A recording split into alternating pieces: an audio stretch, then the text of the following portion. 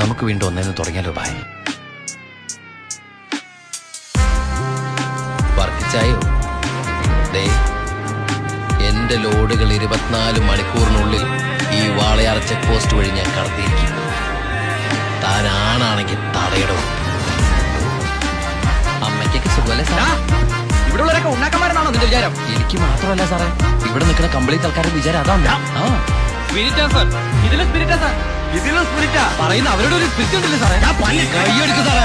ഏയ്!